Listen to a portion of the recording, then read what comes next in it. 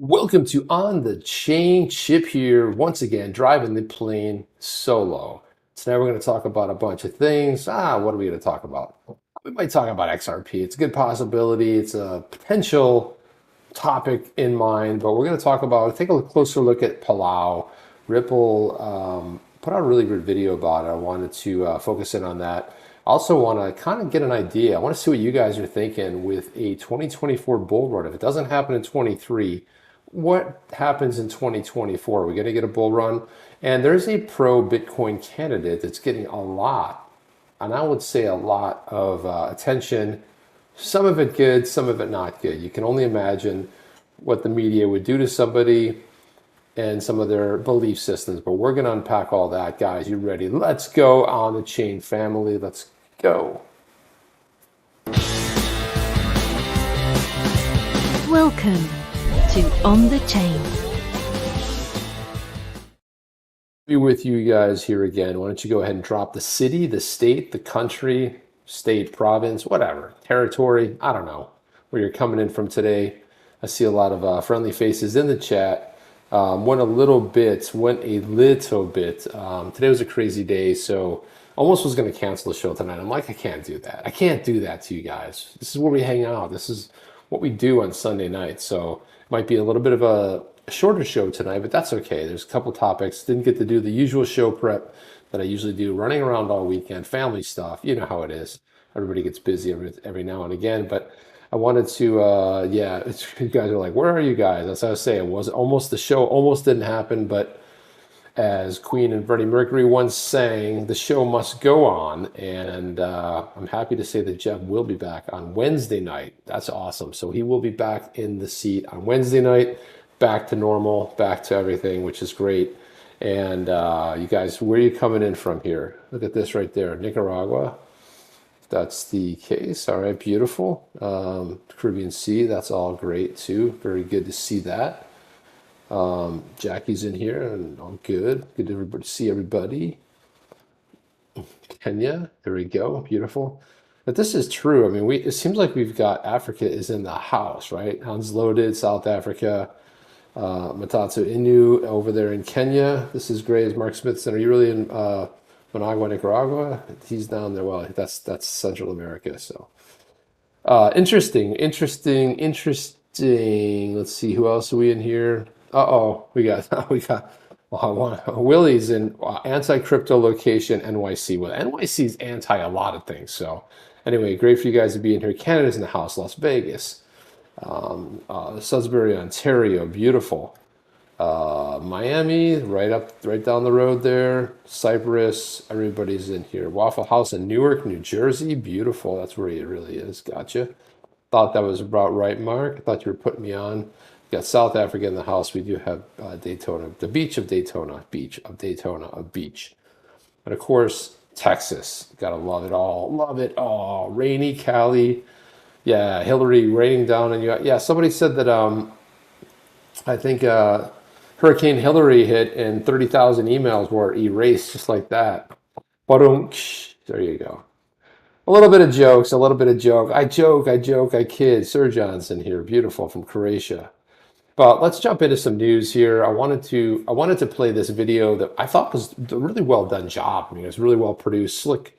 Well produced, and let's take a look at it, because the Palau, you know what I love about Palau in this USD backed stablecoin is the fact that it's like a test run, really. It's a really good pilot if you think about it, and it's a pretty cool thing to think that this tiny island nation could have some really good repercussions on what's happening in a lot of other areas. So interestingly enough, but let's cue it up. I want to hear from you guys. Let's pay attention. Let's watch this thing, and I want to hear some feedback from you. What do you think of this? You know, where do your thoughts lie? But let's go ahead and pop this on. Palau is in the Western Pacific, a group of islands about 500 miles east of the Philippines. We have a large ocean area that is about the size of Texas. I think Palau is well known around the world for making sure that what we use sustainably. We know that we have very limited resources. We have the ocean, there's fishing, And there's only so much income you can earn from fishing. We have tourism base, but you can only have so many tourists. We need to diversify our economy. We need to build a more resilient economy. How do we create the Palauan dream to be something that our young children want to aspire to achieve here in Palau and not go elsewhere? Palau has been working with Ripple to develop a stablecoin to easily move payments across borders and internally within Palau. Really promotes trade and promotes business. The stablecoin in our context is essentially a digital representation of the dollar, which is the currency that we use here in Palau. Each digital coin that is minted by Palau into a stablecoin is going to be 100% backed by a dollar. So it's a one-to-one relationship. People interested in doing business in Palau. So we're very happy to receive US dollar, and we are taking our time to make sure we manage all the potential risks as best we can. The challenge that we face here in Palau is really a payment system challenge. The actual physical currency logistics of it is one of the challenges that is heightened here in Palau and in the islands in general. So the money is brought in by commercial banks, usually via aircraft. So that itself is an expensive way to cargo in money. We don't have security services here, so there's a lot of risk. If you want physical currency, you need to go to the bank and buy it from them. This is a cash economy. We use it for most of our transactions. You have to come to Core and get it. Palau does not have a central bank. So the government issuing a stablecoin is tantamount to being central bank digital coin. So that's how we look at it. There are a lot of people here who are unbanked. They don't have access to the financial system. So by having this stablecoin as one of our payment methods that's offered in the country, we feel that these particular people will benefit the most and will benefit in a way that is easy to access without having to go to an ATM and be able to transact money even between themselves in a very affordable way. We have people that live on remote islands. They keep their money under their pillows. Really what we want to be able to do with a stablecoin is allow those people to keep that money in a safe and secure place, easy for them to transfer it, whether it's at the local market, to a brother or sister, and then most importantly, helping entrepreneurs and small businesses be able to receive and disperse payments in a much more efficient manner. The lowest income earners are really paying a higher cost to transact than anybody else, and that's unfortunate. This has a way of helping those that are most in need to be able to really get the full value of what they earn and be able to use it in the most effective manner. Going digital reduces your carbon emissions. The XRP ledger is a more sustainable model that has a lower carbon footprint, which as an island who suffers from the impact of climate change, we want to encourage. We have a fish in Palau that we paint on all the meeting houses, and it's the surgeonfish. The surgeonfish is a symbol of unity. And this is a time when we all need to come together, whether it's promoting stablecoin, windmills, solar power. That's how we come together to solve the challenges that we have, reduce our carbon emissions, and hopefully save those islands that are so important culturally, historically, and for protecting our turtles. We together need to solve the problem. It takes all of us working together. There it is, all of us working together to solve a problem, right? So if we think about all the things that you can do, I mean, you think about a tiny island nation that obviously, it talked a little bit about the potential of fishing. Okay, great, but how much income can you earn from that, right? They had to branch out, but the biggest problem they face is money inbound, right? Having the effect or the ability to bring money into or value. They don't have a central bank because obviously they use the US dollar, which we have a central bank. It's called the Federal Reserve. And I've gone off plenty of times about that, but I think this is interesting in the sense that it's a stable coin backed by the US dollar, so it's a digital form of the dollar. But what's interesting about this is that, where are we going to draw the line between the CBDC, central bank digital currency, and a stable coin, right? Obviously, because it's Palau and because they use the US dollar and they don't have a central bank, sounded to me like what he was saying was there's no way they could actually issue without a central bank because they use the US dollar. and the next best thing would be a stable coin, which would be tied to the dollar. And this is interesting too, as we talk about a lot of talk about the BRICS nations, USD dominance going away, all kinds of upside, and I would say maybe potential. I won't say necessarily downside, but I see a lot of that where people are looking to say, well, the dollar is going to be gone and everything else, and yeah, that could be possible. I mean, it could definitely be the case there, but I don't think it's going away anytime soon. Especially, it's not going to just be a switch you're going to be able to turn off. Sounds like it's a little bit of an echo going on here. Let me see something. Let me just check my mic because there might be something foul here. Let me double check something. I see Sir John let me know. Unfortunately, it's hard when Jeff's not here because it's hard to know. That's weird. Everything seems to be okay on my side. I don't see anything different, but it's possible. Possible that you might hear a little bit of an echo. Let's see. Let me do this. That sounds any better? Does that sound any better? Just let me know.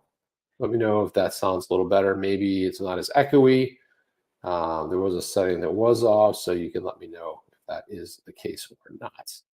So let's see. No echo on my side. You're good. Okay, sounds good. You never know. There's something wrong with the microphone. It's like hard to diagnose because unfortunately I don't hear myself. This in my ear is only usually to hear Jeff, or if I play a video, so I just keep it in there the entire time. Looking at what else we have next here. This is something else I caught here that was somewhat interesting. Just from because it's this ongoing conversation about cryptocurrency, and I hear it everywhere. I hear the politicians, not the ones that are pro crypto, the ones on the other side of the fence. You know, the Elizabeth Warrens of the world that are always talking about crypto like it's the worst thing in the world. Like crypto, it's so bad. You know, it's bad. You know, it is bad if you know you're going to evade taxes and everything else. But what happens is when you have governments and they're crushing you and they are, you know, squeezing, you know, destroying your head like every single day, people are like, well, geez, if I can't trust the government, I can't trust the banks, who can I trust? Well, you could take a better shot and invest in cryptocurrency, at least put it safe keeping. You see a lot more people flee into Bitcoin as a store of value because, well, it tends to go up over time. The US dollar, any form of fiat currency has been on a slow death decline for a long time. So given those options, it's a pretty safe bet that you can almost take a shot either like a Bitcoin and Ethereum, where if you look at historically, you would see that they do rise over time, whereas since 1971, when we came off the gold standard here in the US, it's been a constant just devaluation of the dollar. The last 2 years, 2.5 years, has been even more crucial down that downward spiral. So unfortunate nature, but it's just part of kind of where we're at the moment, unfortunately. But I wanted to throw this up here. Let's go take a look at this. I didn't realize this, but it looks like there was just a earthquake. If anyone's in Southern California, it looks like a 5.5 hit. Yeah, it looks like Southern California, so just above Los Angeles here. So let me throw this up here. Hello. Throw it up here. There we go. Okay. Man, the controls are all crazy today. Here we go. There we go. So I guess this hit Mr. I put this up, ground trembling, whatever. And it said 5.5 earthquake affected countries, U.S. and Mexico, 2 miles from Ojai, California. You can see it right there. And Neil Hardner just said, no, it's just an influencer dropping a boom. If you notice on crypto Twitter, it's like, boom, breaking, boom, breaking. And ever since we started monetizing X, no longer called Twitter, though I will call it Twitter here and there, that's bound to happen, but I thought that was pretty funny. It's just another boom. If I see one more boom with an article from 4 years ago, or I see another influencer talking about how Ripple is going to move all the money in the entire world without fail, every single damn cent of it, and the coin cost could be upwards of, well, $2 billion per XRP token. Okay, gets a little bit silly. You guys know who you are out there, but yeah, do we all want that? Absolutely. Do we want to believe it? 100%. Is it true? I don't think so. I mean, anytime soon, it's like everyone's like, it's realistic to hit $15 to $20 within 2024. Okay, but can we hit $1 first?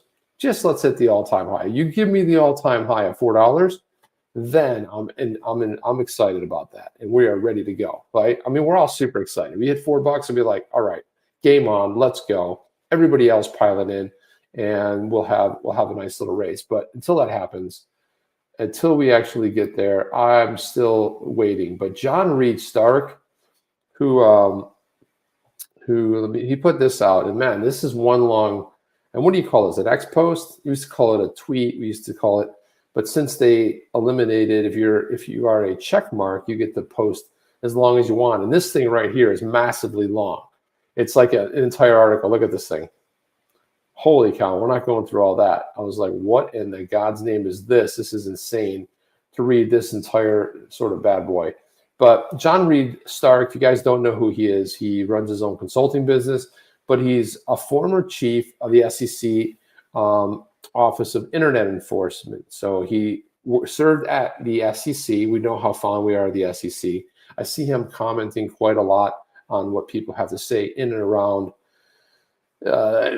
X, I was a crypto Twitter, crypto X, right? So I see him saying all this, and then I saw, so if we're just gonna kind of like run through this really quick, but all of the pro crypto arguments, this one is the weakest and most disturbing.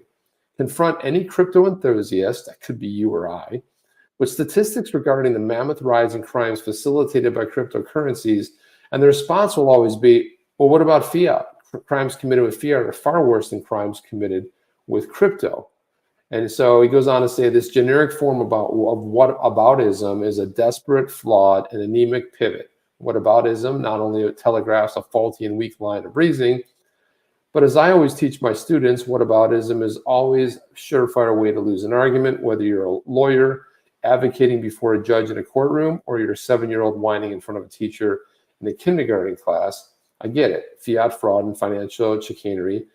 Chicanery is a horrible and a problem. I should know. I spent almost 20 years investigating and charging security frauds against some of the truly awful companies and nefarious human beings. But you know who you didn't charge? You know, this is John's fault, but you know who the SEC didn't charge? That's right, scam, bank fraud, the bank fraud man, right? That's who you didn't. Sam Bankman-Fried. You missed that one, right? You know the other one you missed that were tipped off with a whistleblower for 5 years, maybe 6? Yeah, Bernie Madoff. You missed that one too. And so who got hurt in those two equations, right? You can jibber jabber all you want about this other point, but who really got hurt? That's right, the investor. People lost their fortunes. You're talking about family wealth that was passed on from generations, gone, just like that, in a Ponzi scheme, right? No one thought to investigate it. The returns that were happening, if you guys don't know about this, that this Bernie Madoff scam is like, oh, it was one of the top hedge funds or investment firms in the entire country. As a matter of fact, had a stellar record of returning crazy amount of return on investment. So crazy, in fact, that almost seemed too good to be true because it was a Ponzi scheme. New money in, paid out money until, well, you know what happens. More people want their money out, and then it collapses the entire system. So a lot of people got incredibly hurt on that. Where was the SEC in that? Nowhere to be found. How about the SEC filing this, going after Ripple in 2020, December 2020? And how about $15 billion being erased? And how about people who had their 401k, their basically their retirement, and all of a sudden that got locked down. They're unable to access their own money. Why? Because of this action by the SEC. But we're supposed to be going, whoa, and how long has fiat currency been around, right? It's not new. And if we tie it back even further, you can go back to gold coins, right? Gold and silver. And you can say that, well, gold was the original form of exchange of a medium value, and then they minted gold coins. Every once in a while you hear about a shipwreck where they found coins that are 700, 800, 1,000, 1,200 years old. So this nefarious sort of activity by criminals, and if you look at what happens to the banks about other people, that are funneling money, and not necessarily the banks. I mean, does the bank have, how is the bank going to catch it all? But basically money laundering, right? Nefarious, horrible activity, and they're basically money laundering. So he's talking about this whole thing about fiat and blah, blah, blah. But what I did was, because I didn't have time to read all this, and because I'm not really that vested in it, but I went to ChatGPT and I said, you know what, just summarize this for me, please. You know, let's just hit give me some of the bullet points here on what this whole article is about, because it's super long. Cryptocurrencies described as having facilitated a massive increase in crimes, challenges in tracing crypto, despite some claims that crypto transactions can be traced. The article, his post outlines how crypto presents major challenges for law enforcement, making tracing and recovery very difficult and often impossible. Could be sometimes, but you know, they have recovered quite a bit. And where is the recovery? Where's that same mechanism that you're going to have for fiat, right? You can track it from bank to bank, but when you send billions of dollars on pallets over to Iraq, who's tracing that money? Yeah, you can trace the serial numbers if that was your intention, but who knows what happens to it after that? Nobody knows. Who knows and what happens to most fiat? And and how do we really know what happened to a lot of the FTX money? How do we know how much of it was converted to fiat? Because you know what they were able to trace? They were able to find a good portion of where the crypto was stored, right? They had that. You know, what about stuff that was transferred to fiat? And what about Scam Bankman-Fried, that he opened up an account, moved some fiat currency there, and then always gifted that to his father. It was $10 million. Like, hey, it's a pretty good present, right? It's a good gig if you can get it. It's like, hey, here you go, buddy. Here's $10 million, right, in fiat currency. There wasn't gifted any sort of that was fiat move, right? 10 million. There were then you bought property. Was the property bought with cryptocurrency? No, it was bought with fiat. But this is another way of laundering money. So you buy 30 million here, 20 million over here, and yeah, it's traceable. You can see where it is. But again, where was a lot of the crime committed? There was a lot on the fiat currency. Now, you could always make the argument both ways. Yeah, okay, whataboutism. Well, what about this? Or what about that? And what about that? He does make a good point, the whataboutism, you could always potentially lose an argument. But this is where Congress comes in, and this is where you have to have, instead of having mamby-pamby loose measures around crypto, so the SEC can swoop in and have this litigation enforcement technique that they've been on, or you can actually figure out from a different standpoint. And again, look at where we are 10 years down the road, 10, 12, 13 years later. What do we have? KYC, know your customer, right? I mean, that you look at KYC, you look at AML, anti-money laundering, and what is this? So these are licensed exchanges that exist throughout the entire world that if you want to be able to do it. Now, can you go ahead and purchase a good amount of Bitcoin with fiat currency and then move that to a wallet somewhere? Yeah, absolutely. But is it as easy to purchase on the dark web like it was, where you could actually go out there and purchase, let's say 20 Bitcoin, right? How do you get it now? How are you going to actually purchase it, right? With most exchanges, if not all, there's very few out there that don't have some KYC AML mechanism. And if you look at where all the legalities, and there are some really rules to the road, look at the UK, look at Australia, look at Singapore, look at the European Union, that this is a mandate, right? Now you can still have, I'm not saying it doesn't exist, but you could trace it from the fiat, right? From a bank account. So there are ways to trace it. They have recovered a lot of money. The FBI here has recovered a lot of money.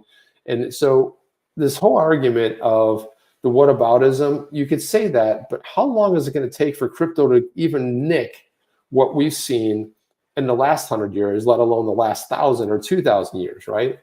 So this challenge is in tracing crypto. Yeah, that's going to change over time, and it has. It's gotten a lot easier. Ransomware and cryptocurrency. The article highlights the connection between crypto and ransomware attacks. Great. Let's talk about that.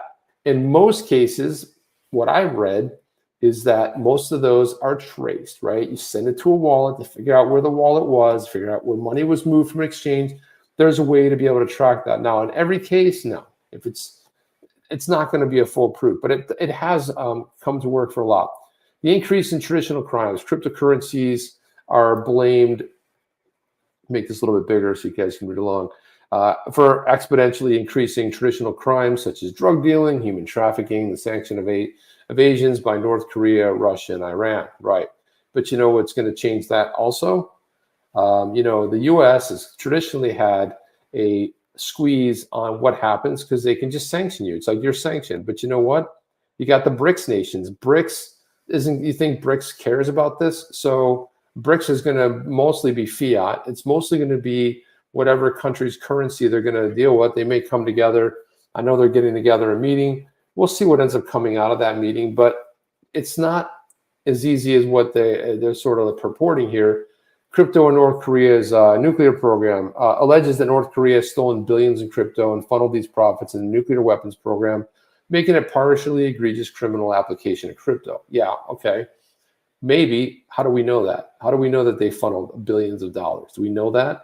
Well, there must be some tracking. How do we know that any of that happened? U.S. law enforcement struggles. U.S. law enforcement faces significant challenges in investigating, prosecuting, and recovering assets related to crimes. Well, there's other crimes that have been highly in the open, but because of who that crime affects, you can walk scot-free. And if you're just a nobody schmuck like one of us, then it's like, okay, lock them up and throw away the key. That's kind of how it works. So there are some benefits and Butthead saying no, Jeff. Rest in peace, Jeff. Now, Jeff will be back here on Wednesday. Chill out, Butthead. It's all going to be okay. It's all going to be okay, man. Don't worry too much about it. DOJ's response to executive order also refers to the U.S. DOJ's response to Biden's March of 2022 executive order, highlighting the difficulty in tracing crypto and increased use of digital assets by criminals to launder money and evade sanctions. Oh, as if it's something new. Blockchain's lack of positive innovation. It argues that unlike other financial innovations, blockchain and crypto haven't made lives better, but instead initiated digital mayhem, causing havoc and turning victims into victimizers. This is just patently false. It's ridiculously a feeble, horrendous attempt. And what do we hear this coming out of? We hear this coming out. This is like a Brad Sherman wrote this article. It's like the enforcers want to tell you there's no innovation in crypto. Have you been paying attention? You can't even figure out what the 100 projects and the problems they're trying to solve, right? But this is what happens when something's a little bit new and you can't quite handle the concept, and you got to go back to legacy things and pull from that, and then all of a sudden it becomes a problem for everybody. So that's a little bit of a misnomer there. So then we got this one here. So like I said, it was really long. This is just ChatGPT giving me the sort of overview, because I asked it to give me 10 bullet points. Sum it up in 10 bullet points. We don't have all night here, right? Time is money. 2 primary beneficiaries. Concludes that cryptocurrencies mainly benefit grifters who exploit investors, especially vulnerable ones, and criminals who use the pseudonymity of crypto to commit devastating crimes. Well, we know that this doesn't happen anywhere else, right? It's a good thing that never happens anyplace else, right? Because it never happens with fiat currency. Oh no, that's never going to be the case. It's not ever happening. I don't know, these kind of like silliness things that go on here. But what I do like though is Neil Hartner commented on this, and I liked some of his responses. So we're going to take a quick look at those. So he went ahead and replied to John Reed Stark and said, here's a long post, but my rebuttal would be that the primary purpose of government should be to protect the freedoms of its citizens, including financial freedom. Most of his arguments can be summarized as crypto hinders the government's control and makes its job harder. Okay, then your job is harder. Touche, Neil. This is so succinct. When I read this, I was like, yeah, that's really what we're talking about here, right? Your job is to protect the freedoms, right? Ultimately, that's what it is, right? To protect the freedom, but more so is to more or less look out for the financial welfare, right? Make sure there's roads, make sure that there's some requirements when companies are doing business. but to make it so that it flows, right? If you're going to have control, you got to be able to have it so it doesn't impede business. And I sometimes feel the government really loses that case. Why? Because most government officials have been in government their entire lives. They've never started a company. They've never driven a long commute. They've never had to figure out how to get their kids, out of after school programs, right, or daycare. They don't figure out any of this stuff, but they're going to tell us to know better. It's kind of like a pastor telling the vlog, giving marriage advice, right? Especially someone that's never been married. If you got a priest, they're going to tell you, I lost my train of thought there, but I wanted to put this up. I wanted to focus in a little bit on this because this one here kind of nails it. I bring this back a lot, but if you want to where's my stuff? Oh, okay. So here it is right here. I'll throw it up here in a second. Always fun navigating this stuff. Can't wait for Jeff to come back here. It's going to be awesome. It's going to be awesome. But here we go. Let's look at this here. But this is what I like right here. When governments fear the people, there's liberty. And when the people fear the government, there's tyranny. That's about the easiest way to put it. Governments fear the people, there's actual liberty. Which governments fear the people? I'll wait, right? Go ahead and stick it in the chat, write it down in the comments. Let me wait and see around the entire world, where a scenario where the governments fear the people. So when we think about it the other way, when the people fear the government, right, there's going to be tyranny. And I love this, and it kind of ties beautifully into what Neil's saying here about the government. Purpose of government is to protect the freedom of its citizens. And when you think about it in the United States, is when we think about protecting free speech, protecting the First Amendment, the Second Amendment, right to bear arms, right? When we think about you can't just show up, you can't a government official or an army or a soldier can't show up and just find safe harbor in your house. Like, there are a lot of protections inside of the Constitution that allows you to do certain things. In whatever country you live in, there should be some controls in there, what the government can do, what the government can't do, but ultimately looking out for its citizens, right? That's the theory of how it's supposed to work. And then he said, well, if crypto hinders the government doing its job, he says, so what? Tough luck. He says, okay, then your job is harder. Love the way you put that. He goes on to say, if a thing is overwhelming, being used by criminals to infringe on personal freedoms beyond the freedoms that thing provides the citizens, then that's a problem, because the equation is out of balance and it needs to be fixed. I don't believe that is currently the case with crypto, and I believe that Neil's completely spot on with this thought right here. If whatever that thing is being used by criminals to infringe on personal freedoms beyond the freedoms of what it's supposed to provide to its citizens, there's your problem right there. That's not really what's happening with crypto. And John Reed Stark comes back and says, that's a fair point, Neil. I'll try to be brief in my response, which firsthand is always a challenge for me. Well, thanks, John Reed Stark. You just lit up an entire, I think you might have had the longest post in the history. I've never seen a post this long. Can we just review this, right? So I have this this is it, right? Here it is. I'm just going to scroll while I'm talking over this, but this is his post. It's basically a blog post, right? Inside of I would call it a tweet. But look, as I'm talking, I'm still scrolling.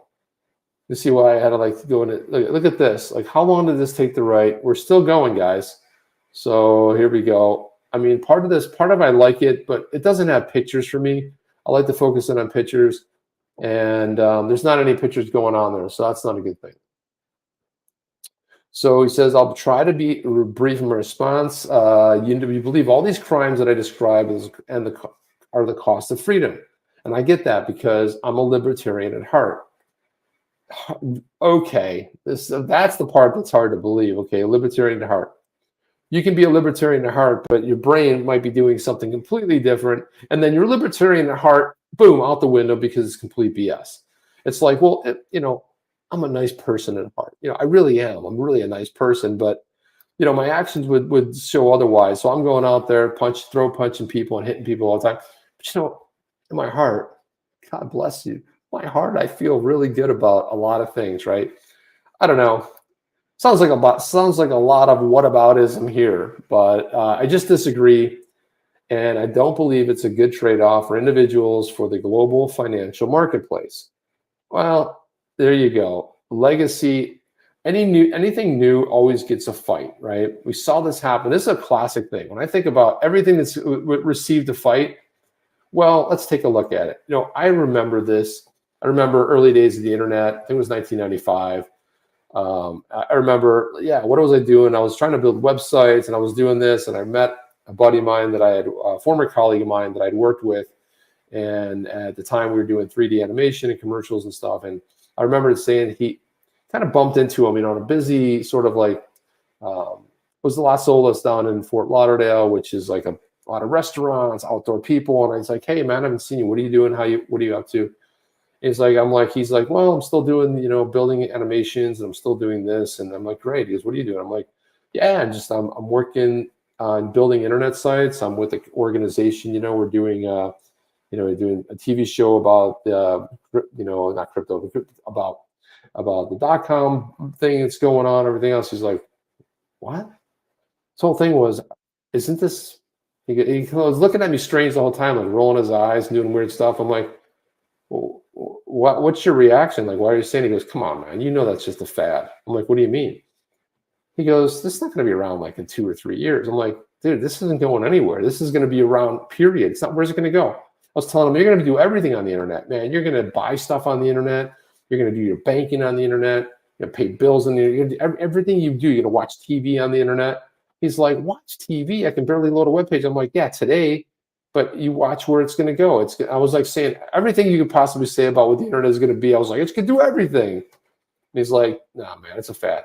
Yeah, call me in 5 years. You won't be doing that anymore. Well, I've since lost track of this guy, but I'd love to have that conversation today. It's like, well, a couple years on, like, what do we have here? And he disagrees, saying it's not a good trade-off. I just, you're not going to stop the progress of that. I mean, Bitcoin's not going anywhere. Ethereum's not going anywhere. XRP, Cardano, you name it, they're going to be around for the long haul. You're not going to be able to bury it. You just get in line and figure it out. He says, but I wish you all the success in the world and the only good things for the rest of your life. That's kind of like, hey, man, I don't agree with you. F you, but hey, man, have a good life. Enjoy your life. Have a good time, right? But I really wish you, gosh, from the bottom of my heart, I hope everything's going to work out for you, man. And here we have Neil Hartner comes back and says, I appreciate your respectful dialogue, and I wish everyone reciprocated that respect. A healthy debate if the current state of crypto is net negative to individual freedoms, and what amount of restrictions provide the optimal net positive responses. Same can be said for gun control. John Reed Stark says, I'm with you, Neil. And by the way, I'm a huge First, Fifth, and Second Amendment advocate. And I would imagine so anybody would be, especially a libertarian. Jeremy Hogan chimed in and said, do you think crypto should be illegal? John is king of the world. What law would you pass? Okay, here we go. Jeremy Hogan, cutting to the chase, getting to the real thing here. You're king. You get to pass. You get to hand down the official ruling on crypto. What law would you pass if you're king? John is king of the world, right? John says, thanks, Jeremy. As Professor Kevin Lowe said recently, not all innovations are inherently good, much less one that's arguably not an innovation at all. I'm with Professor Lowe and with Professor Lee Reiners and Professor blah, blah, blah, blah. Banning anything. Here we go with the post again. But this part I want to break down right here. So Kelvin Lowe, whoever that is, said not all innovations are inherently good. Yeah, you could say that about almost anything, right? Not all businesses are inherently good. Not all money launderers are inherently good is one that's arguably not as innovation at all. So he linked to a LinkedIn post right here. And he's with Professor Lowe and also with Professor Lee Reiners. And here's a Wall Street Journal article that we won't be able to read because it's got a gate on it, so we won't be able to see what that says. Maybe we can read the first bit of it. as it loads. And what does it say? What's the headline? Ban cryptocurrency to fight ransomware. The existence of Bitcoin and the rest of the benefits nobody except criminals. Yeah, okay. Sure, okay, good. So ban cryptocurrency, and that's the way you're going to fight ransomware. How about you fight ransomware with better controls, better software?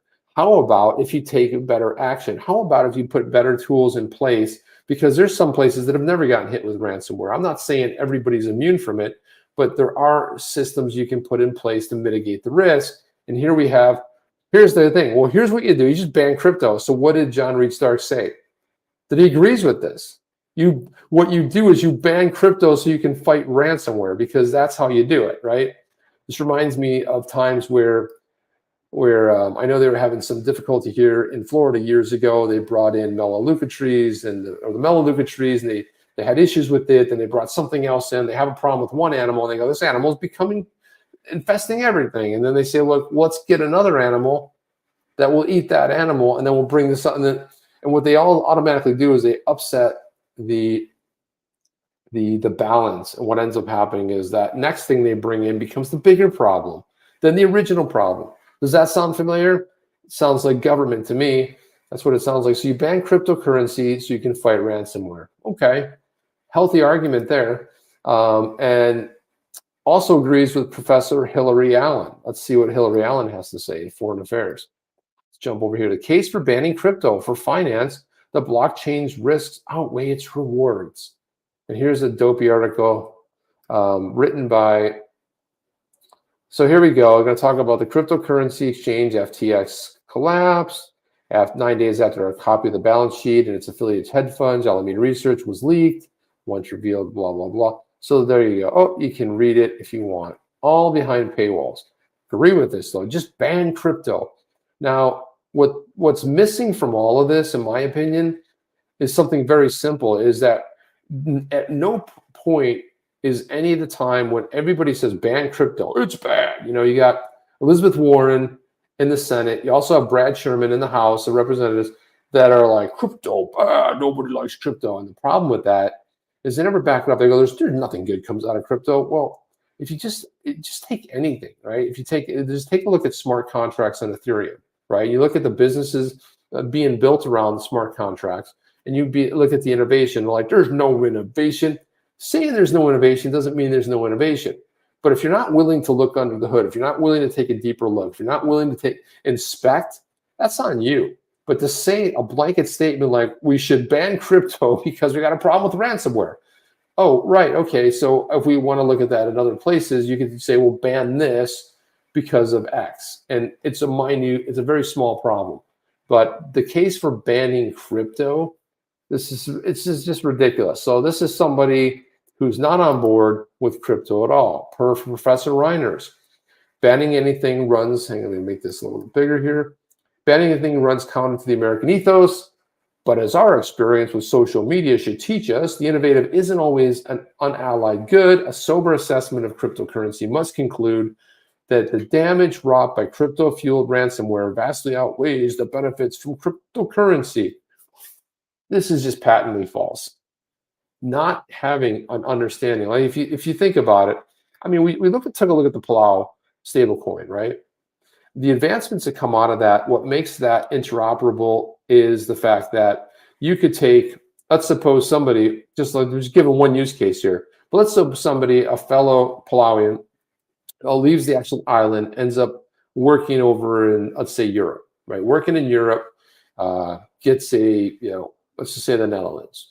Working in the Netherlands, gets paid in the euro, but wants to go ahead and send back value back to family still living in Palau, right? Well, they can pull up their phone, they got the Ripple wallet, they can go ahead and send that value 4 or 5 seconds later. What makes that work is something called XRP, right? It's what makes that happen and the interoperability can take it from euro over here, and it can convert it to USD, but more importantly, it can convert it to the stable coin. And then you have the stable coin in your wallet, and then move the stable coin because it's backed by USD. You can move it into your bank just like that 5 seconds later. But apparently, these people who are supposedly smarter than all of us, the elites, the smart people. You know, I spent 20 years prosecuting crimes. I should know better. Point is, you should know better, but you don't, because you don't seem to even have the basic skill set to be even semi-curious. A little bit of curious, like, you know, I know I make these blanket statements like we should ban crypto, but I'm just curious, is there a use case for it? I mean, being semi-curious will at least open up some possibility and opportunity, or put together a group of people and say, you know what, I don't know enough about this.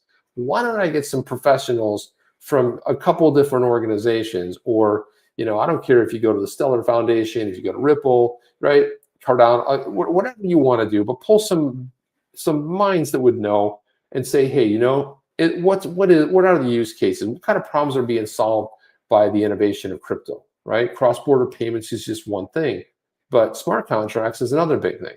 So what smart contracts existed outside of that to have a trigger that if this happens, you know, if you think inside a business that you have two parties that agree on something, party A, party B. Party A says, hey, when this part of the job gets finished, you'll automatically get a third of the payment, right? You'll get a third up front, you'll get a third when you hit this milestone, and then you'll get the last third when it's completed. It'll be a smart contract and it'll be automatically triggered. Well, we don't really have anything like that. And the idea of, I mean, right now it's just a manual thing, but these kind of triggers can be built into smart contracts that are going to make everything more efficient. You think John Reed Stark knows about this? You think he's even been curious enough to look? No, not even curious enough to look. He wants to go on about these people who think we should ban crypto because crypto is bad. Goes on to say, so this is per Professor Allen. Let's see what Professor Allen has to say here. So some have expressed concerns about the United States losing its edge as a global leader in cryptocurrency innovation, but it's undesirable to be a leader in innovation that's this harmful. Greater concern is the development of an offshore cryptocurrency industry, which could cause harms that spill over into the United States. Similar concerns about spillovers from traditional. Does this sound like Elizabeth Warren? Does this sound like Brad Sherman? Sounds exactly like it. So you're taking one little niche, little element, and you're turning it into all the crypto's bad because there's some ransomware activities because they don't have tight controls around their software, and they don't have a good IT department, right? And they don't have a good security management org. This whole thing, we don't have to get into the whole thing, but they go on to blah, blah, blah. And then here's Professor Stark. Crypto ecosystem is already Alice in Wonderland on steroids, overloaded with endless fraud, hype, and bluster. For example, consider the relentless social media, crypto-related FOMO, and diamond hands pitched by an endless parade of celebrities and professional athletes. Oh, I'm sorry, that was FTX. That didn't go so well. Extraordinary, which, by the way, we still don't have Gary Gensler's calendar. Does anybody know about this? We don't have Gary Gensler's calendar. Nothing on his calendar. It's absolutely insane to me that we don't have any of Gary Gensler's calendar. Nothing. We know nothing about it. This whole thing is just, it's a little bit, I went a little bit long on this, but this whole thing is just insane to me.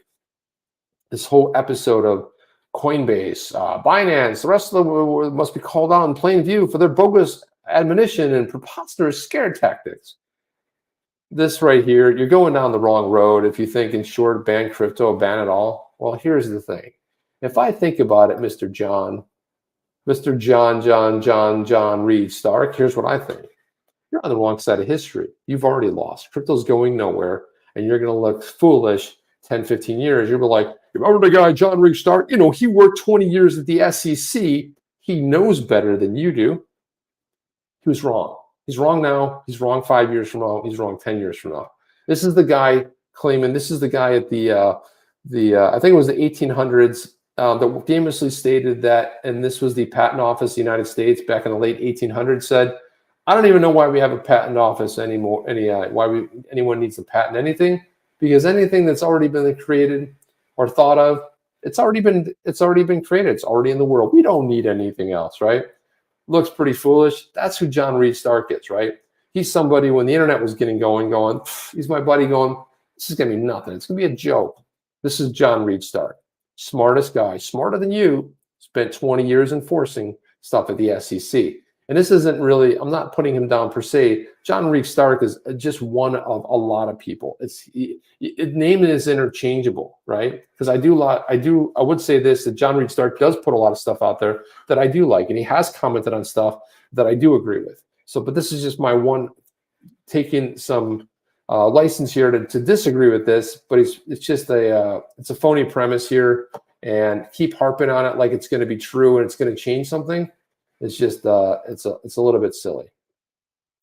Here we go, moving right along. What else do we have? Let's just ban crypto. Ban crypto. Bearable Bull put this out. I want to see what you guys think about this here. Bearable Bull put this out. I wanted to do this live, but let's take a look at this. I want to see what you guys think. Right inside the comments, how high does the XRP army believe that XRP can reach during the 2024 bull run? What do you guys think here? Is it $5 to $10? Is it $15 to $20? Is it $25 to $50 or $100 to $5.89? Guys, write it in there. Let's do this together. I'm going to click it. We're going to just see where we sit here. I want to see where everybody is. Jeff is not banned. Jeff will be back on Wednesday. Let's see what else. Rain here. Wow, did not know I was banned 3 years ago, but came back. Beautiful. What's up, Rain? Rain here. Guys, go follow Rain. Rain, you should drop your credentials in there. If you want to follow somebody that puts out great content, follow Rain. I know he does a Friday night show, and I believe it's on Rumble for obvious reasons, because there's certain things you can say. But let's just jump through this. Time seen in the YETIS. I don't know what that is. Bad politicians. What do we have? So we got 15 to 20. Hans Loaded thinks Ray runs in the 5 to 10 camp for sure. Alchemist is more of the $5.89, which he may be closer to the truth. Mark Smithens at 25 to 50. We've got Hamza Maghrabi says 5.89 plus. Ooh, plus, I like that. Oscar's at I'm going with $7 to 13 ultimately. So if he's in the 15 to 20 camp, we've got Matt LaRoche at 33, and Mike Rath is over at $10 to $30 or 10% of 30. I don't know what that is. 10 divided by 30. Let's see. And then we've got this one. Boom. Look at that. Mike Monteclair says 100 to 125. I like them all, but I have to say, it's not often that I agree with somebody, but I will say that, man, Alchemist might be the closest to the truth, but let's just hit $1 first, okay? Can we just hit $1 first? So just to be fair here, would it be respectful? Hopefully 25, says Ray, 5.89. I'm just going to go with 15 to 20. Let's just go with 15 to 20. Let's see what the poll said. So everyone thinks closer to where Alchemist was in the $5 to $10 range. And I think he's probably closer to the truth, 36% of it. But then you've got your 20. The next big one is 27% with people thinking it's going to be 100 to 5.89, which honestly I would absolutely love. I mean, you would find no argument there. I mean, no one would be like, that's preposterous. Maybe, but I would love to see it. I would absolutely love to see that happen. I want to just point out too that if we think about all the things that can happen to anybody, don't think that anybody is immune. Look at this article right here. A token founder loses $250,000 and his house in a scam and sues Crypto.com. So the Glow Token CEO says he was duped by scam artists. They posed as representatives of the major current digital currency exchange. They basically said they were from Crypto.com, and they're suing Crypto.com, even acknowledging that Crypto.com had nothing to do with the fraud per se. According to court documents, he was approached by people saying that they would list his token on Crypto.com. After months of purported negotiations and document exchanges, Lawrence transferred the funds to an account he believed that belonged to Crypto.com. As you guys know, there usually is a listing fee. And he also says that he had actually officials from the real Crypto.com informed Lawrence they had been scammed by imposters. Crypto.com said it had no record of a listing agreement with Glow Token, told Lawrence to stop asserting as much.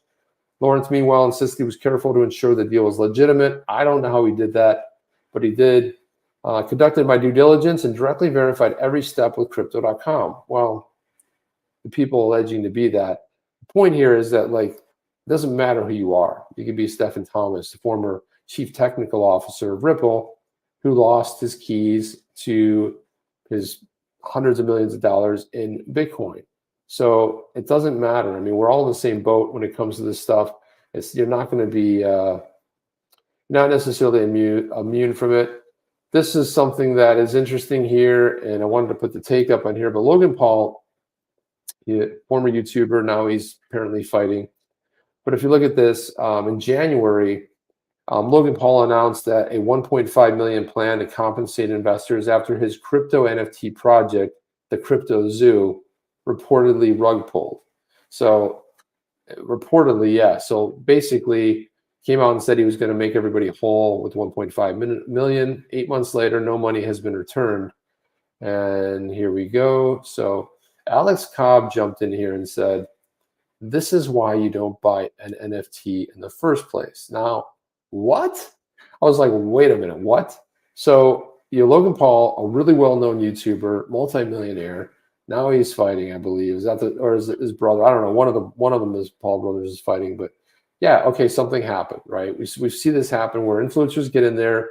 We saw it happen to Tom Brady, quarterback, won multiple Super Bowls here, and he was a spokesperson for FTX, right? I mean, you get paid money, like, yeah, I'm going to endorse the product. So his NFT project rug pulled. Alex Cobb says, well, this is why you don't buy an NFT. Now, I don't know. This is not why you don't buy an NFT, Alex Cobb. So I said, because one NFT project pulled, hey, Alex, be sure to get your very own Badass Yeti NFT here. Of course, I left the link over there at XRP.cafe for the Badass Yeti. Or if you prefer to use fiat, you can get it at Supermojo. Or you can get a bag of our Badass Yeti roast to order coffee at BadassYetiCoffee.com. And there you have it. I don't think anybody saw that. I don't think you commented on it, but that's what I said. You look, you don't buy an NFT because there's a rug pull. I don't even know what that crypto zoo is about. I don't know how people lost money. There must have been some utility into it. If it rug pull and they lost their NFT, I don't even know how that worked. But that's not the reason you don't buy an NFT. Every project is, you got to look at it. That's like saying don't buy crypto because a project rugged. So that's why you don't buy. That's why you don't buy crypto in the first place. This sounds a lot like John Reed Stark. It's like, okay, and listen, I know Alex is probably saying, like, I think what he meant to say was like probably like, hey, don't that's why you don't buy scams in the first place. But I don't think you possibly thinking sum it all up in NFTs. You wouldn't say the same thing about crypto. It'd be silly. It'd be laughed at. It'd be a joke. At least I would think so. What else we have here in the grab bag? What else is in the grab bag, you're saying to yourself? You're probably saying, what is in the grab bag? I want to talk a little bit about this, but Javier Millei, he's running in Argentina. He's an attorney there. He's a pro-Bitcoin candidate, and he won the primary in the presidential election with 30% of the votes. He's look at this here. He's a critic of the central bank. Millei spoke favorably of Bitcoin, but it's not advocated for its legal tender status. But one thing he has said is he intends to get rid of the central bank.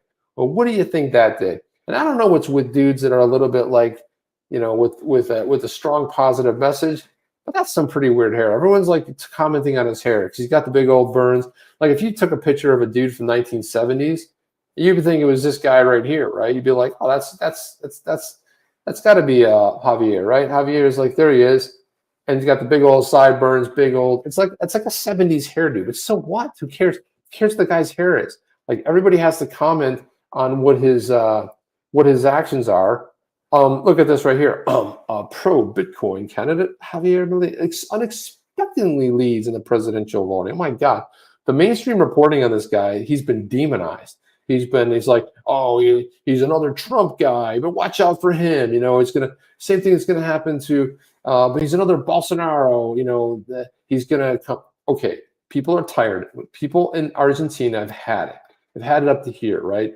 I mean, the amount of sacrifice they've gone through, and the amount of currency erosion.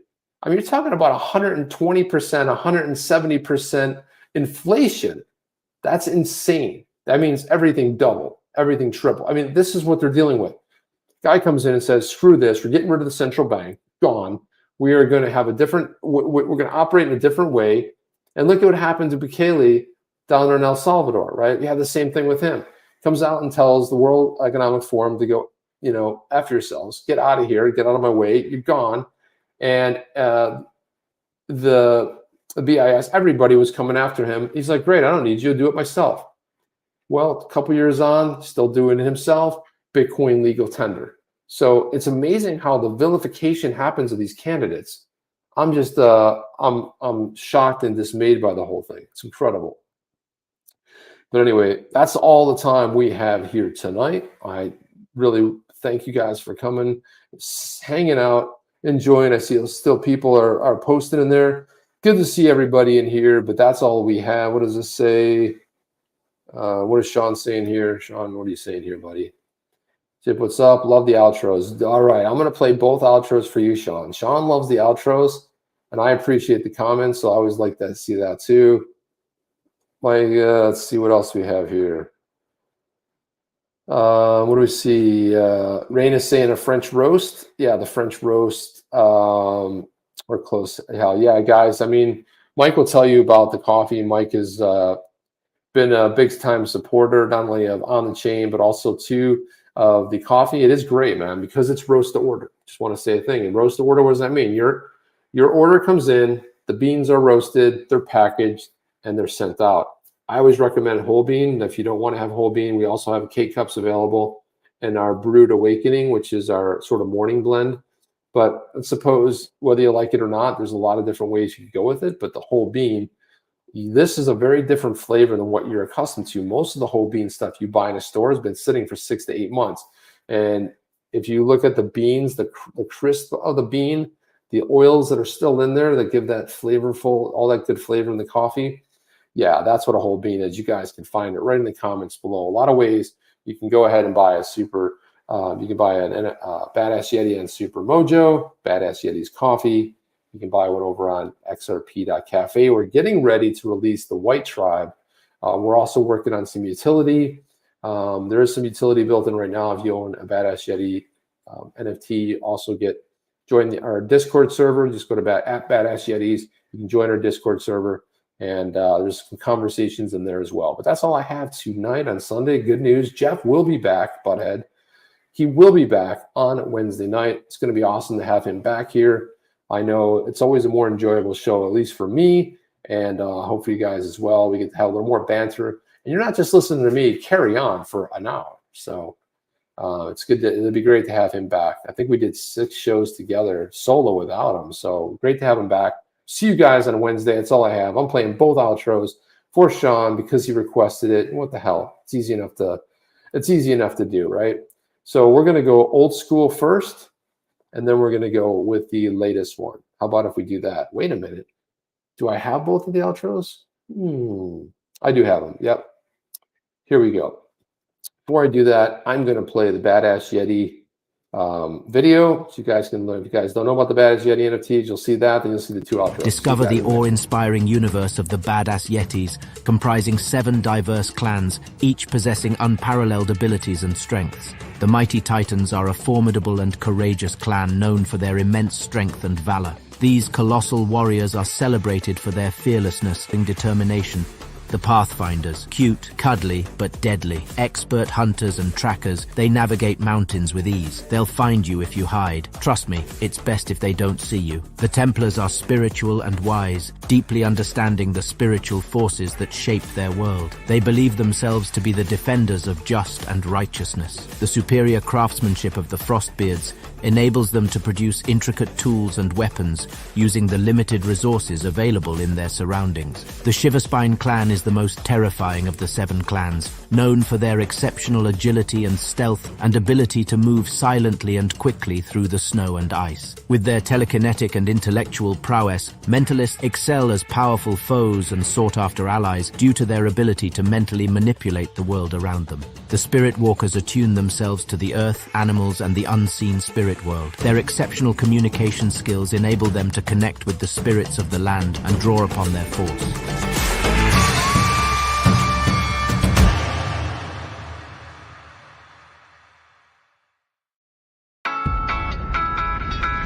Are you down with OTC?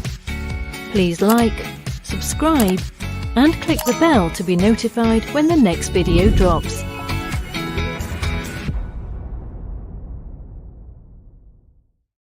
Are you down with OTC? Please like, subscribe, and click the bell to be notified when the next video drops.